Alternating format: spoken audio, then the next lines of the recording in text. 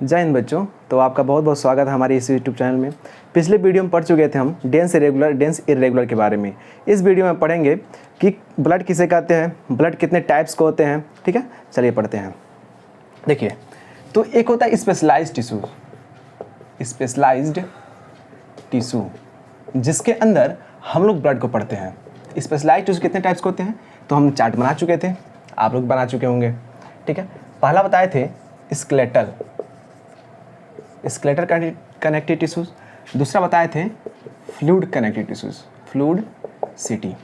ठीक है, स्केलेटल में बताए थे यह दो टाइप्स का होता है। कितने टाइप्स का होता है तो दो टाइप्स का होता है। एक बताए थे बोन, दूसरा बताए थे कार्टिलेज। याद है कि नहीं? ठीक है, और इसमें बताए थे फ्लूइड में यह भी दो तरह का होता है। एक होता है ब्लड और दूसरा होता है लिम्फ। क्या होता है? लिम्फ। तो आज हम लोग ब्लड के बारे में पढ़ेंगे। ठीक है, और आने वाले वीडियो में हम लोग बोन, कार्टिलेज और लिम्फ के बारे में पढ़ेंगे। ठीक है, तो हम जानते हैं ब्लड किसे कहते हैं। तो ब्लड किसे कहते हैं तो ब्लड एक स्पेशलाइज्ड कनेक्टिव टिश्यू होता है। लिख लेते हैं हम लोग अबाउट द ब्लड। ठीक है, देखिए इसमें पहला पॉइंट ब्लड क्या है तो ब्लड एक स्पेशलाइज्ड कनेक्टिव टिश्यू है। तो लिख सकते हैं ब्लड क्या है? स्पेशलाइज्ड, उसी में से निकाले हैं ना, तो ब्लड एक स्पेशलाइज्ड कनेक्टिव टिश्यू है। ठीक है, दूसरा पॉइंट लिखते हैं। अब बताइए ब्लड की स्टडी को क्या कहते हैं। मान चलिए हम उसका स्टडी करें, ब्लड के पूरे ग्रुप के बारे में स्टडी करें, उसे क्या कहेंगे तो हेमाटोलॉजी बोलते हैं। तो study of blood, study of blood को कहते हैं हेमाटोलॉजी, हेमाटोलॉजी कहते हैं। ठीक है, इसमें थर्ड पॉइंट, एक ह्यूमन बॉडी में कितना लीटर ब्लड होता है तो वह होता है लगभग 5 लीटर। कितना होता है? 5 लीटर। कितना होता है तो 5 लीटर एक ह्यूमन बॉडी में ब्लड पाया जाता है। कभी कभी पूछता है क्वेश्चन कि ब्लड का पीएच कितना होता है। ब्लड का पीएच कितना होता है? पीएच मतलब क्या होता है? Potential of hydrogen.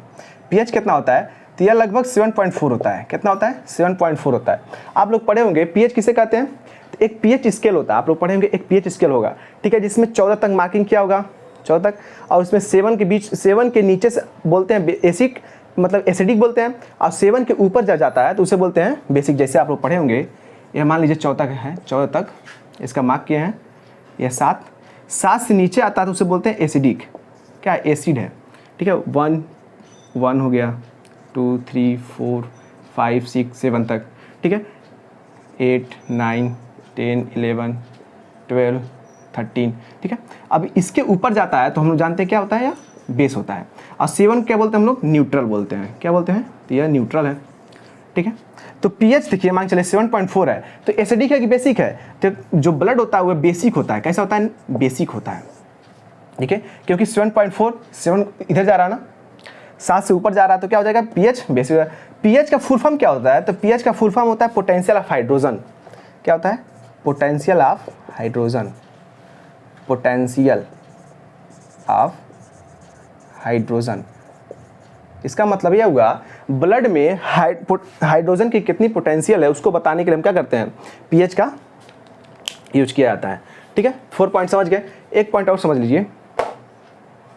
क्या होता है कि कोई पूछता क्वेश्चन कि ब्लड का फॉर्मेशन कहाँ होता है, ब्लड बनता कहाँ पे है। तो ब्लड कहाँ बनता है? सबको पता है, हड्डी के बोन मैरो में।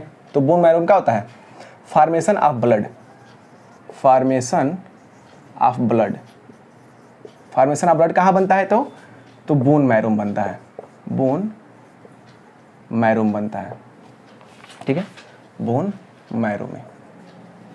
ठीक है, अबाउट द ब्लड हम लोग पढ़ चुके हैं। अब देखते हैं हम लोग ब्लड के फंक्शन के बारे में, कितने फंक्शन करता है ब्लड। ठीक है, इसको नोट कर लीजिएगा। तो पहला फंक्शन क्या है ब्लड का? तो पहला फंक्शन है ब्लड का, यह ट्रांसपोर्टेशन करता है। क्या करता है? ट्रांसपोर्टेशन करता है। किसका किसका ट्रांसपोर्टेशन करता है तो गैसेस का ट्रांसपोर्टेशन करता है, न्यूट्रिएंट्स का ट्रांसपोर्टेशन करता है, हार्मोन्स का ट्रांसपोर्टेशन करता है। ठीक है, और मेटाबॉलिक जो वेस्ट पदार्थ होते हैं उसका भी क्या करता है? यह ट्रांसपोर्टेशन करता है। तो हम लिख लेते हैं फंक्शन ऑफ ब्लड। तो ये तो ब्लड रहेगा ही रहेगा, इधर लिख लेते हैं हम लोग फंक्शन। ठीक है, देखिए पहला फंक्शन है यह ट्रांसपोर्टेशन करता है। क्या करता है? ट्रांसपोर्टेशन करता है, ट्रांसपोर्टेशन ऑफ गैसेज। गैसों का क्या करता है? ट्रांसपोर्टेशन करता है। जैसे मान चलिए ऑक्सीजन है, CO2 कार्बन डाइऑक्साइड गैस है, मेटाबॉलिक वेस्ट पदार्थ में क्या बनता है? CO2 बनता है। और ऑक्सीजन को हम लेते हैं किसके लिए? भोजन को तोड़ने के लिए। मैक्रो मॉलिक्यूल्स खाए हैं, उसको ब्रेक डाउन करने के लिए ऑक्सीजन की जरूरत पड़ती है। तो ऑक्सीजन है ना, हाँ, तो O2 और CO2। O2 कहाँ से आता है? तो यह लंग से ब्लड में आता है। ठीक है, ऐसे मान चलिए ब्लड है, ब्लड गया किसके पास? लंग्स के पास। ठीक है, वहाँ पर ऑक्सीजन पड़ा हुआ है, ऑक्सीजन के थ्रू क्या आ जाएगा? ब्लड में आ जाएगा। लंग्स के थ्रू किस में आ जाएगा? ब्लड में आ जाएगा। ठीक है, अब देखिए, और जो ब्लड से CO2 कहाँ जाएगा? लंग्स में। ठीक है, स्थानांतरित होता रहता है। लंग से आएगा ब्लड में ऑक्सीजन, और ब्लड से लंग्स में जाएगा क्या? CO2 बाहर निकाल देंगे। इसी प्रोसेस क्या बोलते हैं? मतलब ब्रीथिंग बोलते हैं। क्या बोलते हैं? श्वसन बोलते हैं, हिंदी में क्या बोलते हैं? श्वसन। जैसे O2 को क्या करना? ग्रहण करना, ऑक्सीजन को ग्रहण करना, और CO2 को शरीर से बाहर निकालना क्या कहलाता है? ब्रीदिंग कहलाता है। क्या कहलाता है? तो ब्रीदिंग कहलाता है। इतनी बात समझ में आ गई आप लोगों को? ठीक है, तो पहला काम क्या है? Transportation of gases. दूसरा फंक्शन इसका होता है ट्रांसपोर्टेशन ऑफ न्यूट्रिएंट्स। न्यूट्रिएंट्स का ट्रांसपोर्टेशन करता है। लिख लेते हैं, पहला समझ गया ना। दूसरा है ट्रांसपोर्टेशन ऑफ न्यूट्रिएंट्स। न्यूट्रिएंट्स का ट्रांसपोर्टेशन करता है। ठीक है, थर्ड देखते हैं, यह बॉडी टेम्परेचर को रेगुलेट करता है। हमारा बॉडी कभी कभी देखिए हीट हो जाता है, कभी कभी ठंडा हो जाता है। ठीक है, तो क्या कहता है? Regulate the body temperature. Regulate the body temperature. जैसे हम लोग वर्कआउट करते हैं, रेगुलेट द बॉडी टेम्परेचर। जब हम लोग वर्कआउट करते हैं तो हमारा बॉडी क्या होता है? हीट हो जाता है। किसके लिए हीट? कैसे हीट होता है? तो यह होता है मसल्स के कंट्रैक्शन की वजह से। क्यों हीट होता है? तो यह मसल्स के कंट्रैक्शन की वजह से क्या होता है? हमारा बॉडी हीट हो जाता है। और क्या करता है? Regulate the pH. पीएच को रेगुलेट करता है। Regulate the pH. पीएच कितना होता है ब्लड का? 7.4 होता है। एंड आयंस, और आयंस को रेगुलेट करता है। आयंस क्या होते हैं? जैसे सोडियम आयंस, पोटेशियम आयंस। ठीक है, ये हो गया। तो हम लोग पढ़ चुके हैं रेगुलेट द पीएच और आयंस करता है। पांचवा काम है इसका, बाहर से आने वाले पैथोजेंस को किल करता है। मतलब यह डिफेंस मैकेनिज्म बनाता है। किसके लिए? तो बाहर से आने वाले पैथोजेंस के लिए। तो बनाता है क्या? Protect the body. Protect the body from the pathogens. लिख सकते हैं पैथोजेंस। पैथोजेंस के लिए क्या करता है? यह एंटीबॉडीज बनाता है। ठीक है, 5 पॉइंट पढ़ चुके हैं। और छठा करता है यह, जब मान चलिए बॉडी हमारा कोई अंग कट गया, कोई हमारा मान चलिए हाथ कट गया, उंगली कट गई, तो ब्लड लॉस होने लगता है, तो उसको प्रिवेंट करता है। प्रिवेंट करने का काम करता है, मतलब रोकने का काम करता है, थक्का जमा देता है। तो बोल सकते हैं हम लोग प्रिवेंट द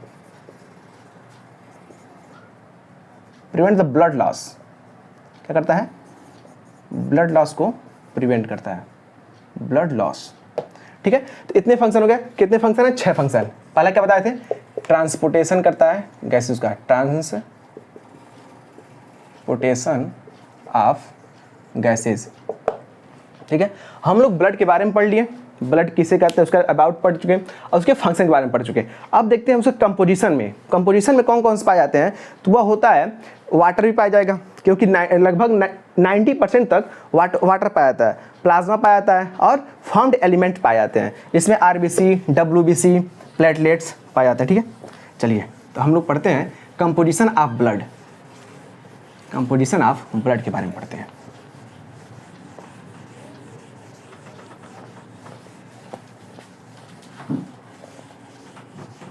कभी कभी क्वेश्चन में पूछता है फंक्शन के बारे में। जो ब्लड का फंक्शन है लगभग 2-3 नंबर का क्वेश्चन पूछ लेता है। ठीक है, अब देखते हैं कंपोजिशन ऑफ ब्लड के बारे में। तो ब्लड में मेनली कितने कंपोजिशन है? तो 3 कंपोजिशन बताएं अभी। ठीक है, एक होता है प्लाज्मा। क्या होता है? यह प्लाज्मा। ठीक है, जो सेकेंड होता है यह होता है वाटर, लगभग 90% पाया था वाटर। ठीक है, और जो यह आएगा इसे बोलेंगे formed element. Formed element, formed element का मतलब क्या है, यह बोन मैरो में बनते हैं। कहाँ बनते हैं? बोन मैरो में बनते हैं। ठीक है, अब देखिए प्लाज्मा में क्या पढ़ेंगे हम लोग, तो प्लाज्मा में लिख लेते हैं। पहले पढ़ेंगे प्लाज्मा प्रोटीन। प्लाज्मा प्रोटीन के बारे में पढ़ेंगे, प्लाज्मा प्रोटीन। और क्या होता है? न्यूट्रिएंट्स होते हैं, न्यूट्रिएंट्स होंगे, गैसेस होगा, गैसेस पाए जाएंगे। ठीक है, इलेक्ट्रोलाइट्स आएगा, इलेक्ट्रोलाइट्स, जैसे अभी तो बताया इलेक्ट्रोलाइट्स। इलेक्ट्रोलाइट्स को ही आयंस कहते हैं। ठीक है, जैसे सोडियम आयंस, पोटेशियम आयंस अभी बताया है ना।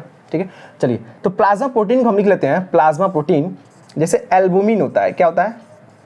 एल्बुमिन होता है, एल्बुमिन्स।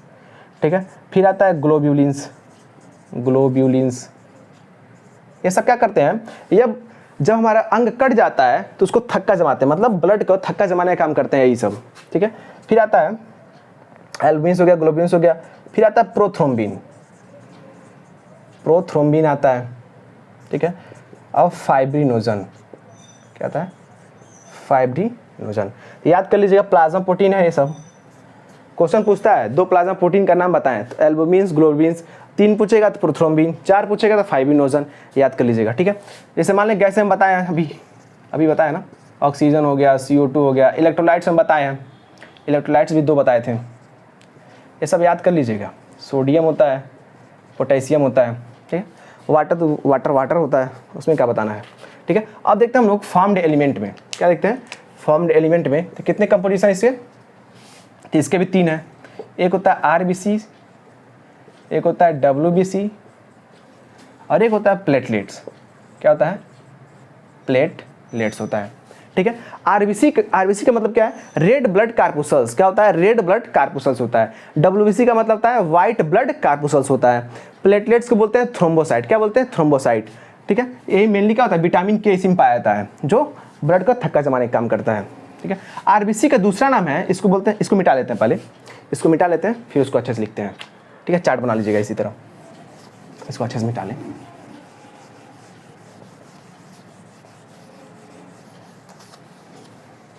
और इसको बड़ा कर लेते हैं।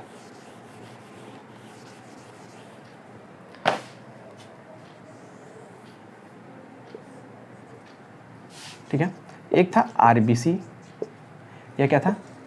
WBC, और यह था प्लेटलेट्स। ठीक है, देखिए RBCs का मतलब रेड ब्लड कार्पुसल्स का दूसरा नाम होता है एरिथ्रोसाइट, एरिथ्रोसाइट होता है। ठीक है, WBC का नाम होता है ल्यूकोसाइट, दूसरा नाम क्या है? ल्यूकोसाइट। इसका नाम होता है थ्रोम्बोसाइट, थ्रोम्बोसाइट होता है। ठीक है, देखिए एरिथ्रोसाइट, अब रेड ब्लड कार्पुसल रेड क्यों होता है? तो हीमोग्लोबिन के कारण होता है। ठीक है, WBC व्हाइट क्यों होता है? इसमें हीमोग्लोबिन नहीं पाया जाता है। ठीक है, अब देखिए ल्यूकोसाइट भी 2 तरह के होते हैं, मतलब WBC कितने टाइप्स का होता है? 2 टाइप्स का होता है। एक होता है ग्रेनुलोसाइट, क्या होता है? ग्रेन्यूलोसाइट। ग्रेन्यूल्स मतलब टुकड़ों में पाया जाएगा, उसे बोलेंगे ग्रेनुलोसाइट बोलेंगे। और जो टुकड़ों में नहीं पाए जाते हैं उसको एक ग्रेनुलोसाइट बोलेंगे। क्या बोलेंगे?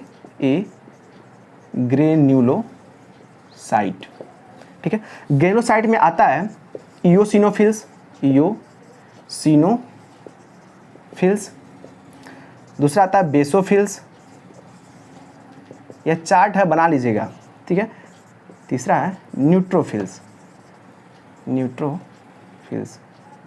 किसी के बारे में पढ़ने से अच्छा है उसका चार्ट बना लें, ज़्यादा मतलब दिन तक याद रहता है। ठीक है, और एक ग्रेनुलोसाइट में होता है मोनोसाइट। क्या होता है? मोनोसाइट होता है। और इसमें आता है लिम्फोसाइट, लिम्फोसाइट। ये क्या करते हैं सब? यही एंटीबॉडीज बनाने का काम करते हैं सब। लिम्फोसाइट भी 2 तरह का होता है, इसमें लिख लीजिएगा, बी लिम्फोसाइट और टी लिम्फोसाइट।